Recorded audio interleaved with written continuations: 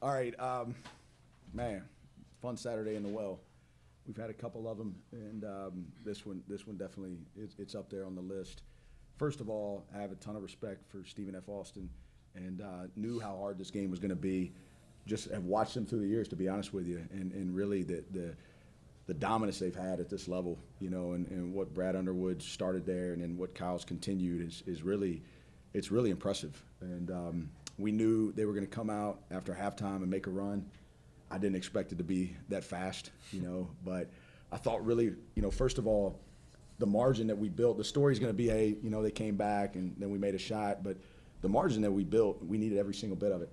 And I thought we played with a tremendous amount of poise after about the first 4 minutes, offensively dealing with the pressure and being able to be strong with the ball, and really had some strong attacks, and we were cutting off those attacks, and we had good movement. And I thought what happened when you look after halftime, they started making some shots, right? We decided to go under a lot of their stuff, and they started making some shots. And I thought when the shots start going and the momentum starts shifting, I thought we also slowed down, and we had worse attacks offensively, right? We were driving the pass, where I thought in the first half we really drove to score. And they started deflecting passes. We started playing a little bit timid. And but you know what? We've been on the other side of this thing, to get down 20 in the fight and the claw back, it takes a lot of energy. And we just kept believing. And these two guys to my left and my right, did an incredible job of making sure that the huddles, stayed positive. And that's one of the things that we've talked about as a team. We have to continue to learn how to respond. And today we did. And I was joking around radio. I live in Greenville, and we call this place the Well, but I'm going to petition to rename it the Bothwell. And, what an incredible shot. Everybody on our sideline and their sideline knew where the ball was going, and he still made the play. And we tried to run a double away to top some help, and none of those guys bit on that thing. Both of them ran right to him, and he turned around and he made it like a winner. And that's what he is, right? And Slaw made a bunch of plays too. The three was huge, to be honest with you, that he hit. And obviously that's a coaching moment for me in the timeout situation. I've got to be better there and make sure our team is aware of what's going on. But we endured it, and they hit the free throw. They tied the game up, and we found a way to win. And but got a lot of respect for Kyle and their program and what they've done. Coach, what was did they do anything from your perspective? Because Mike was like at 10 of 12 shooting with made a shot, I think, with 12:34 to go in the second half, but you have 10. And then it was like an 8-minute stretch where there was no shot for Mike. Did they do something different defensively on him? What I saw is they just started flowing earlier and harder. I mean, they already flow really aggressively, but what it looked like to me was almost like baseball when you shift. It looked like they just shifted, and they just built everything in on him. And then as soon as he put the ball down, man, they were coming. And, they got some charges, and we knew that going in. They do an incredible job of taking charges. And really what they try to do is they want to get the ball on the sideline, force you into a baseline drive, and really aggressively flow. And we wanted to attack the nail. And I thought what they did was they just started coming earlier, which was smart because, obviously he had the hot hand. And it's like I told the team in the locker room, great player, 36 points on 14 shots. 14 shots, bad coaching. And, I've got to, and really to be honest with you, it's all I was trying to figure out there late was how do we get the ball to them in a position to score, but they were selling out, and that's good coaching on their part, right?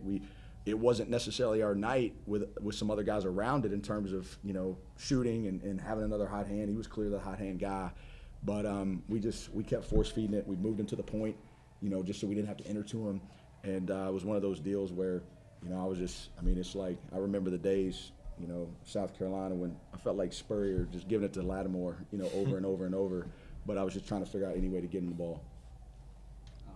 Coach, the last two games you faced teams that want to speed you up some, and they've had some success. Can you talk about your point guard in that situation? And he's had 7 assists the past 2 games, I guess, and that's a career high for him. Can you talk about the learning curve for him and what he's been able to do and kind of carry you to those victories, or to the victory today, and play well at NC State?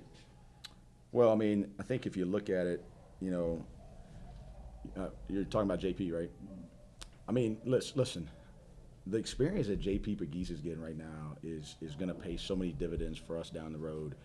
and he's growing into his own. I mean, this is a program that's been dominated at the point by one player for the last 3 years. And if Hunter wanted to be in the game, Hunter was going to be in the game. And that's how I coached the last 3 years, right? And so we knew coming into the year that this was going to be that I have to have some patience in making sure that he understands, hey, continue to attack, continue to believe. And look, the reason that JP has continued to impact games, score or not score, is because of his defense. And then the last couple of games you're seeing, I mean, yeah, the press got to him in the NC State game early, but like it would have gotten anybody that was in that situation for the first time. But he had eight assists tonight, and you know, I've enjoyed coaching him because he and I have developed, and as you coach, especially with your point guard, you got to have that ability to communicate in games and understand one another and know when the player's a little frustrated, know when you got to inspire a little confidence into him.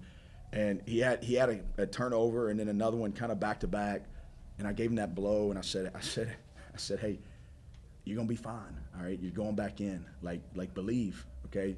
And he looked dead at me, and he didn't hesitate a lick. He goes, Coach, you don't ever have to question my belief. And you know, like that's what he shows us, and that's what he gives us. And he's a 40% 3-point shooter. Y'all can write all you want. He's not making shots or whatever. I promise you, we're going to be sitting in these things post game and league play, and you're going to see he's going to be a 40% guy. He can really, really shoot the ball. And the more experience he gets in these big games, the more adversity he has to deal with, the more his confidence is going to grow because he's got all the tools, right? He's got all the tools. He sees the game. He's got great speed.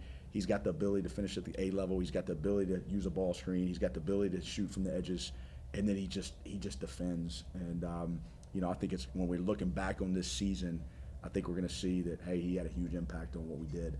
The other one tonight that I was extremely proud of was Marcus. And, you know, I thought Marcus made some big plays. And I thought he came in there, you know, he hit the three. Great call by Coach Warner. We saw an opportunity there to try to get the backside three in the corner there. And I thought Marcus cares. You know, Marcus cares. And Marcus, this is going to all be healthy for him. But tonight he's a plus 18 in a game that we win by 2.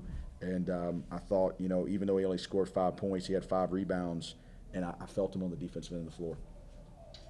Jalen, the second half, obviously it's a different result, but the second half was really a bare-knuckle fight. I mean, I can't remember so many times that people took spills in which you basically said, man, I hope he's all right.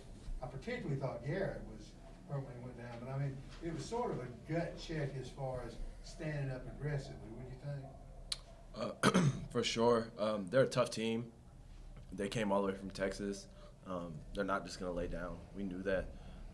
They're really physical. They're really strong. Their 2 posts do a good job sealing, taking space.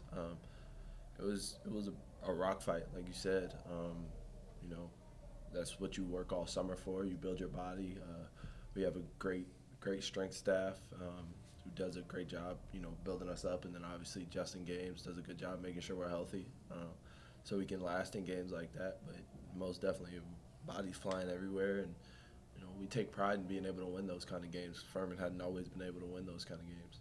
Mike, there was a feature on the broadcast during halftime tonight in which you said we're better for the things we've gone through. When you think about what just happened in this game, how much do you feel like the benefits are there of all the ups, all the downs, but when a game comes down to the wire this time, you're the one that's hitting that shot and the Dins are a winner? Yeah, that's. I feel like that had a lot to do with why we were able to, you know, gut up and win this game. You know, it felt like a dragon was breathing down our neck. You know, everything was going wrong in that second half, but you know, being able to just be strong, play together, stay together down the stretch. The longer me and Jalen do this, we realize sometimes you just got to find a way to win. When everything goes wrong, if you come out on the left side of the column, you know, it's a good night. So yeah, we've been through a lot of games where things haven't gone our way, and we ended up being on the losing end of it. But you know, if we can just find a way to win, that's all that matters. And yeah, I feel like what we've been through, we're able to push through. Can you guys both describe the wave of emotions in a game where they do come back, but particularly in the last 10 seconds? Very strange situation. First off, for both teams, and I have a timeout, so things happen. Who knows what was going on with the call there? But like, you're feeling that. But when did it kind of occur to you both? Wait a minute, they're just taking one free throw. We got next. We got it last, right? Yeah, like you just said, I think our maturity and what we've been through helped us realize, we just got to stay level-headed. In the past, me and Jalen, would freak out when bad things don't go our way, when we don't get a call, and then it would, one mistake would carry on to the next. But I feel like being able to recenter our head, realize that we still had a chance to win the game no matter what happened. That's why we were able to make the plays late to win. And I think it all just comes to our maturity from our experience, and we was able to push through. I'll add to that, John. Credit to our staff. I was frustrated, okay? And we don't need to talk about it, but I was clearly frustrated. And, you got all the stuff that we have to do during the year, but then you're constantly trying to learn. Coach Grove came up to me and he said, hey, it's only one shot, and it was well before the refs had informed us it was one shot. I was thinking it was two. But we watched it as a staff, the Cincinnati Xavier game, and I've got a lot of respect for Wes Miller, and he and our friends, but if you follow college basketball and you saw what happened there and what he did, okay, by taking the tech late, he took that timeout. Well, Jeremy remembered that it was just a one-shot foul. And so he came and called me, and he said, hey, man, Xavier Cincinnati, it's only one shot. It's going to be tied. We'll get the ball to Mike, and we'll go win this game. And, look, in leadership, you need people to your left and your right that can pull you up. And I had that tonight. As soon as the buzzer went off, Coach Johnson's in my face, celebrating. And we got great people in this program.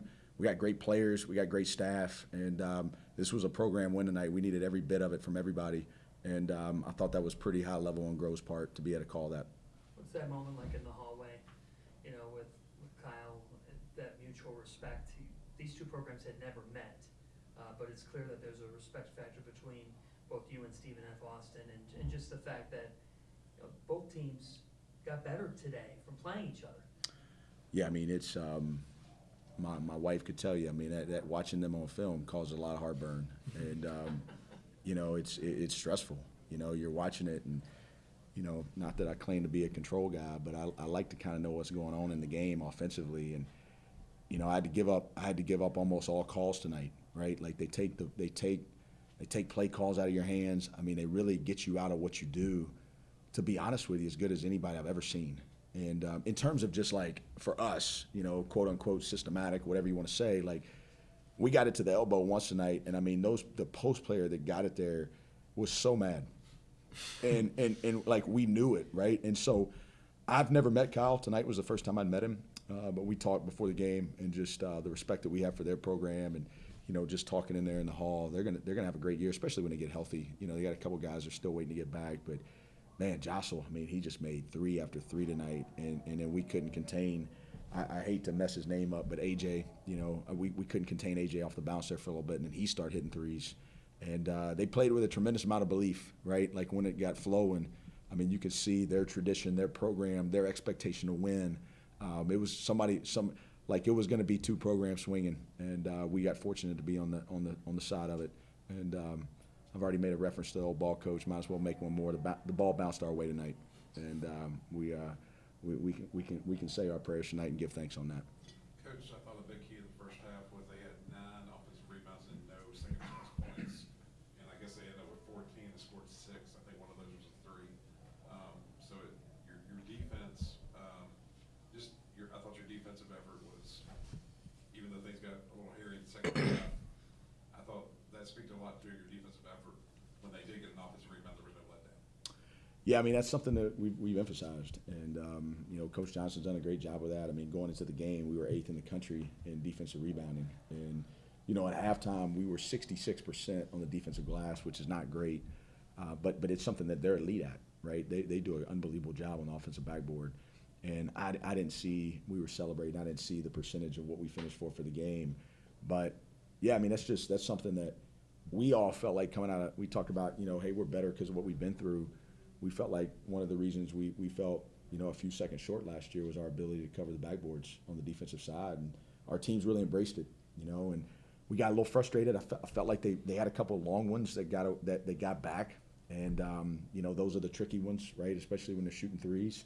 You got to get it before you go, and but for the most part, I thought we accepted the physicality that we were going to have to play with down there, and we did a really good job, making sure that we had everybody involved in rebounding. It looks like for the game we won the boards by 3, and but again, like you said, they got 14 offensive rebounds.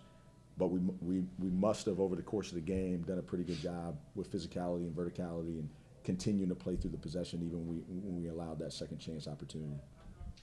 Mike, you live for that moment, don't you? Yeah, it's kind of funny. And you're sitting here thinking, your phone gives you memories of things that's happened. And I remember a year ago today, we played at Mississippi State, and I had 0 points. And I got off that plane ride feeling really down about myself. And all the things I've been through since that moment with Coach Richey, with Slaw, all my teammates, never stopped believing in me. And a year ago today, come out and be able to have a game like this tonight. I mean, I just can't thank everyone that's helped me through this tonight. I wouldn't be here without my teammates. The embrace they showed me, they know how much it means to me, how much I care about this program. But yeah, like you said, I live for that. My whole life, I've watched basketball game after basketball game, and nothing excites me more than a game deciding shot. So I always want the ball in my hands in those moments, and I'm just glad I was able to make the play for us tonight. Society right now, right? Like, it's hard to stay in there, right, and keep fighting. We talked about it this week, We talked about in team meeting this morning. We just wanted to find the fun out here. Like, this team's played a little bit of tight at times, and we actually had a couple Anchorman clips in the mixtape this morning, and we do have to find the fun. Like, we got to find the joy, and we talked about this week. Like, the joy usually comes right after sorrow. It's kind of how life works, and typically you quit during that sorrow, and you never get to experience the joy. And to hear him say that, we all remember the Mississippi State game, right? We all continue. Last night I had to remind a media person I'm still getting asked about the buzzer beater, right? I walk in the house today to go change in East Carolina and South Carolina's own, and as soon as I'm walking through the living room, Dean Keener's talking about the shot, and like, that's great. And like, for us, it's just an understanding that, like, we've got to find the joy in the midst of that sorrow, and we got to continue to respond. We got to continue to grow. We got to continue to understand, like, you just never quit. And I think, all the stuff, right, the pressure he has on him, like, the pressure he has on him, all that stuff's irrelevant, right? Like, you got whatever you're doing, you got to give it everything you have. You got to put your whole heart into it, and then you got to find a way to have joy in it. And we've all seen the stories of Mike Leach. What a memory of his life and his legacy. We talked about it in pregame today. One of his best quotes really was like, "Hey, the fun's in the hard." And that's really what this game can teach you. And it doesn't matter if it's a technical foul called, right, when they're going to have a shot. It doesn't matter if it's a buzzer beater at the end of the shot clock that they got to go review. It doesn't matter if it's I'm not getting to play as much as I want. It doesn't matter if it's something else in life, right? Do you have the ability to stay in the fight long enough to experience the joy? And the perspective that we all got to fight for, right? The perspective that I'm fighting for in the middle of the game. It's something that, as a program, if there's nothing else that's said about this program over what happened in March, it's that we learn for the rest of our life, like, the joy is right after the sorrow. And you've got to make sure that and tonight we felt that. In the huddles, like, they lifted me up, like I already alluded to, right? And we just kept believing.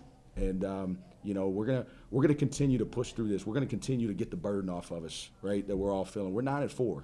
Okay, it's nonsense that I had to hear 8-4, whatever we are. We're 8-4, right? And I'm having to listen to the stuff on the radio about a slow start. This team hadn't off to a slow start. These kids are warriors, okay? Like, these kids have played one of the hardest schedules in mid-major basketball. I'm tired of hearing it, okay? We lost 3 mid-major games at this point last year. We've lost 2 at this point. We've played Missouri Valley teams. We've gone to Sun Belt teams. We played in the Charleston Classic, right? We took this game that nobody else would take. Okay, the nonsense needs to stop. This team is going to be great, and we're going to remember moments like this. The negativity on the text, on the Twitter, like these kids came back to do something special, and it's about time the media and everybody sees it and understands it and starts writing about what it is.